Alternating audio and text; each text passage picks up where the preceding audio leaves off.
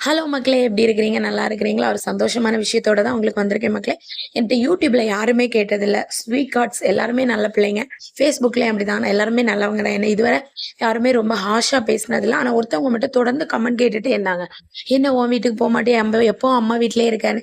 ஃபைனலா அவங்களுக்கு ரிப்ளை பண்ற டே வந்தாச்சு. அதாவது என்னுடைய வீடு. நானும் எங்க ஹஸ்பண்டும் சேர்ந்து கட்டின எங்க வீட்டு வேலை முடிஞ்சு, என் ஹஸ்பண்ட் வேற லீவுக்கு வந்திருக்காங்களா, 2 வீக்ஸ் லீவுக்கு வந்திருந்தாங்க. அப்ப நாங்க எங்க வீட்டுக்கு ஷிஃப்ட் ஆகி போயிட்டோம் பார்த்துக்கோங்க.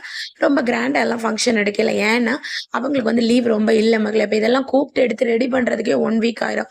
ஸோ எங்களுக்கு என்னன்னா, அந்த 2 வீக்கும் எங்க வீட்ல தங்கணுங்கிறது ரொம்ப எங்களுக்கு ஆசையா இருந்துச்சு. ஸோ இதுக்கெல்லாம் டைம் ஸ்பெண்ட் பண்ணாம, எங்க ஃபேமிலி அதாவது என் அப்பா, அம்மா, என் அண்ணனுடைய பிரதர்ஸ் அவங்களெல்லாம் குயிக்கா கொஞ்சம் ரிலேட்டிவ்ஸ கூப்பிட்டு, அப்படி சிம்பிளா பால காய்ச்சி வீட்ல ஏறிட்டோம் பார்த்துக்கோங்க. ஃபர்ஸ்ட்டு குத்து விளக்கு தான் ஏத்தணும். மாமிட்ட சொல்லி அவங்கள ஏத்த சொல்லிட்டு என் ஹஸ்பண்டோடைய அம்மா, அப்புறம் நான் ஏத்துனேன், என் ஹஸ்பண்ட் ஏத்துனாங்க. அப்புறம் எங்க அப்பா கொஞ்சம் லேட் ஆகி தான் வந்தாங்க.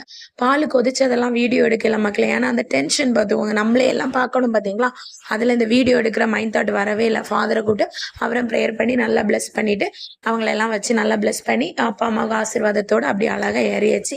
அப்புறம் வந்தவங்களுக்கெல்லாம் சாப்பாடெல்லாம் அவங்க சாப்பிட்டுட்டு போன அப்புறம் நம்மளுக்கு என்ன ஃப்ரீ ஆகுறதே நைட்டி போட்டாதான் மக்களே. அப்புறம் என்ன கம்ஃபர்டபுளா நைட்டிய போட்டுட்டு சாப்பிட்டுட்டு வீட்ல ஜாலியா எங்க புது வீட்ல லைஃப தொடங்கியாச்சு மக்களே.